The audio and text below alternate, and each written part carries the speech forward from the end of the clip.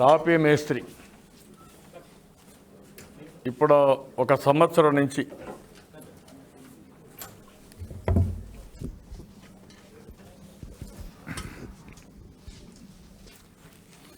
ఈరోజు మీరు చూస్తే కొల్లు రవీంద్ర కేసు, ఎవరో కడుపు గాలి ఒక తాపీ మేస్త్రి ఆ మంత్రి పైన తిరగబడితే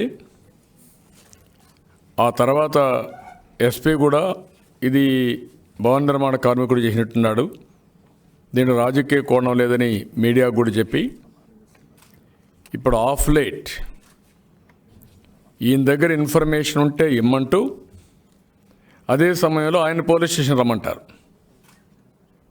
ఎంత దుర్మార్గం అండి ఇది.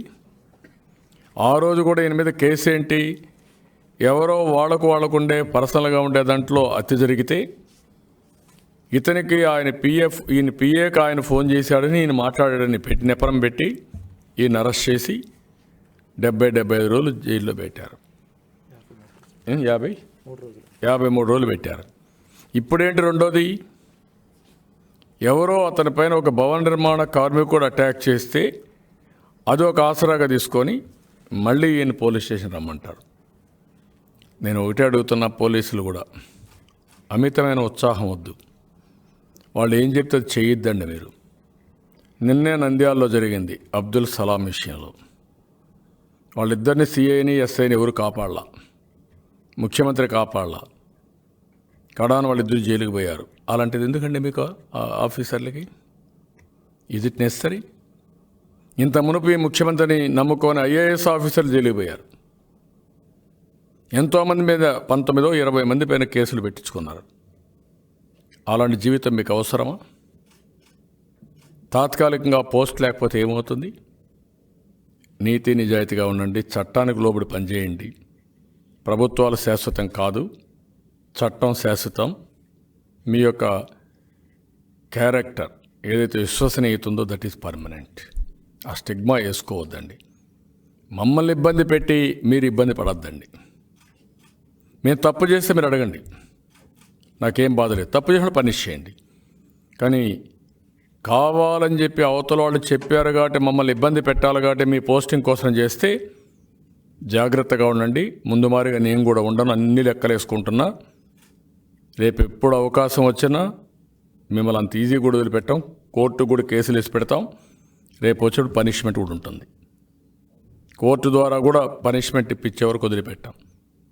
డీజీ అంటే కొంచెం అన్నీ వదిలేశాడు ఆయన. అన్నిసార్లు డీజీని కోర్టు పిలిచిన సందర్భాలు ఎప్పుడూ లేవు.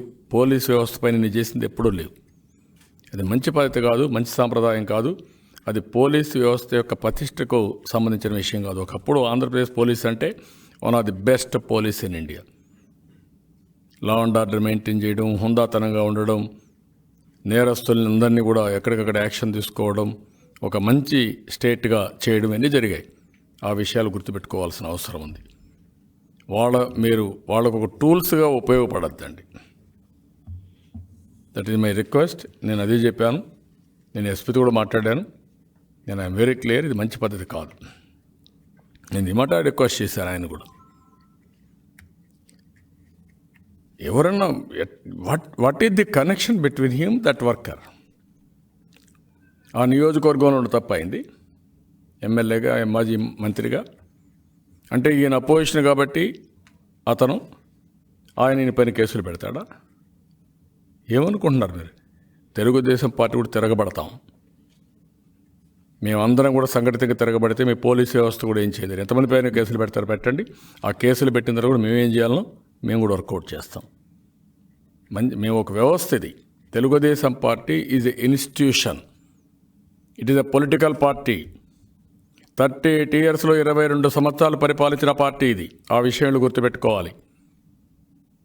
మళ్ళీ మేజర్ అపోజిషన్గా ఉండి మళ్ళీ అధికారంలోకి వచ్చే పార్టీ. ఆ విషయం కూడా మీరు గుర్తుపెట్టుకోవాలి.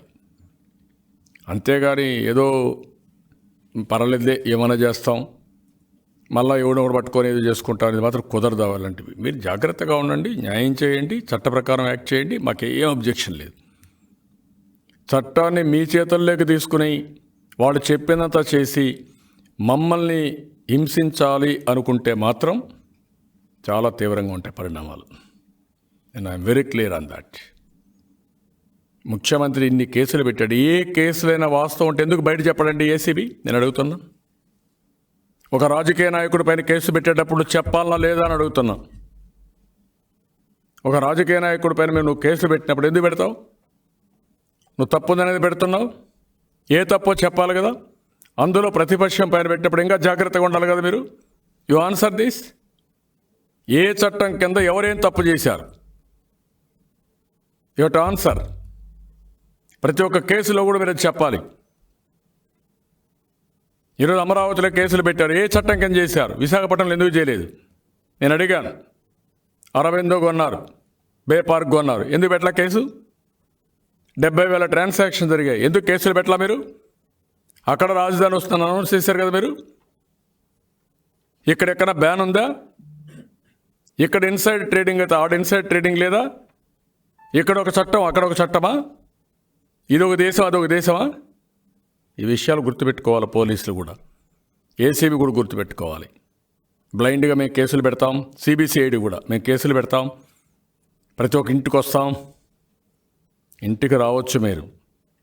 మేము కూడా క్లియర్గా చెప్తున్నాం. మేము కూడా చట్టానికి లోబడే పనిచేస్తున్నాం. చట్టాన్ని మీ చేతుల్లో తీసుకున్నప్పుడు మిమ్మల్ని ఏ విధంగా కంట్రోల్ చేయాలో దానికి కూడా మాకు అవకాశాలు ఉన్నాయి. ఆ విషయం కూడా మీరు గుర్తుపెట్టుకోవాలి. సోషల్ మీడియాలో కేసులు పెట్టినా, మా వాళ్ళపైన కేసులు పెట్టినా కబద్దార్ జాగ్రత్తగా ఉండండి. చెప్పండి, అనౌన్స్ చేయండి. ఈ చట్ట ప్రకారం భారత రాజ్యాంగం ఒకటే కదా. రాష్ట్రంలో చట్టం అందరికీ సమానమే కదా. కొంతమంది చుట్టం కాదు కదా. You answer. పలానా ఆయన పైన పలానా కేసు ఉంది, పలాంది ఇక్కడ పెట్టాం. You answer.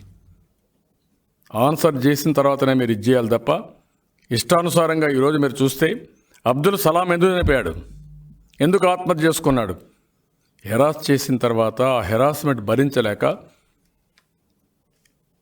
కడాన ఆయన భార్యను కూడా ఇల్ట్రీట్ చేస్తూ ఉంటే ఇంకా నేను బతికే లాభం లేదు. ఒకవేళ నేను చనిపోతే నా భార్య అవమానాల పాలవుతుందేమో, ఈ పిల్లల్ని పెట్టుకొని ఆవిడ ఏం చేస్తారు, సమాజంలో సిగ్గుతో తలంచుకోవాలనే ఉద్దేశంతో అందరిని తీసుకుపోయి చనిపోయాడు.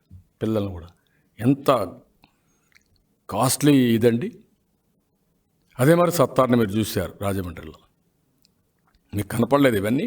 అందుకే అడుగుతున్నా నేను. వాళ్ళు చెప్పుకోలేరు. ఎందుకు? వాళ్ళు ఇండివిజువల్స్ పాపం. వాళ్ళు కూడా నేను ఒకటి చెప్తాను. రాష్ట్రంలో చనిపోవడం, ఆత్మహత్యలు చేసుకోవడం పరిష్కార మార్గం కాదు. ఎదురు తిరగండి, ఓపెన్గా ముందుకు రండి, ఫైట్ చేద్దాం. మీకు అండగా మేము ఉంటాం. ఈ ప్రభుత్వ చట్ట వ్యతిరేక కార్యక్రమాలు చేసిన వైఎస్ఆర్ కాంగ్రెస్ నాయకులు ఉన్మాదుల మారిగా మీ ఆస్తుల మీద పడినా దాన్ని కట్టడి చేద్దాం. సమిష్టిగా పోరాడదాం. సమిష్టిగా పోరాడి వీళ్ళని నివారిద్దాం. ముందుకు రమ్మని వాళ్ళని కూడా నేను రిక్వెస్ట్ చేస్తున్నా. చాలామంది పాపం దిక్కుదోలొచ్చిన పరిస్థితి, రాత్రులు నిద్ర రాని పరిస్థితి, ఏం చేస్తారో తెలియని పరిస్థితి, మానభంగం చేయడమా, వాళ్ళ ఆస్తులు లాగేసుకోవడమా, వాళ్ళ రోడ్డు మీద పడేయడమా, ఏం చేస్తారో తెలియకుండా చాలామంది ఆత్మహత్యలు చేసుకునే పరిస్థితికి వస్తున్నారు. నా జీవితంలో ఎప్పుడు నేను చూడలేటివి. ఇప్పుడు ఆయనకి ఎంత మనోవేదన అండి. ఒక రెస్పెక్టబుల్గా బతికిన వ్యక్తి నిన్నటి వరకు మీరు చూస్తే ఈరోజు మార్నింగ్ వెళ్ళిపోయారు రమ్మంటారు. What is this? అంటే మీకు ఇంకా ఒక పద్ధతి లేకుండా మీ ఇష్ట ప్రకారం చేస్తారా మీరు? ఏం మంత్రి అయితే రేపు అక్కడ తిరగడా మచిలీపట్నంలో? లాస్ట్ టైం ఈయన మంత్రిగా ఉంటే ఆయన తిరగలా? అప్పుడేమి ఈయన కూడా అమలు చేసి ఉంటే ఏమైంటాడు ఆయన? అతను కూడా గుర్తుపెట్టుకోవాలి. అది నువ్వు అక్కడే ఉంటావు. మళ్ళా ప్రతి ఒక్క ఎమ్మెల్యే, ప్రతి ఒక్క మంత్రి గుర్తుపెట్టుకోండి. మీరు కూడా మీ ఏరియాలోనే ఉంటారు. మీరు కూడా ఇప్పుడు ఏదో గాలి సోకి మీ ఇష్ట ప్రకారం మీరు మాట్లాడుతూ పనులు చేస్తే మాత్రం మీకు కూడా అలాంటి అవమానాలు తప్పవు, అలాంటి మానసిక క్షోభ తప్పదు. ఆ విషయం గుర్తుపెట్టుకోమని హెచ్చరిస్తున్నా. Be careful.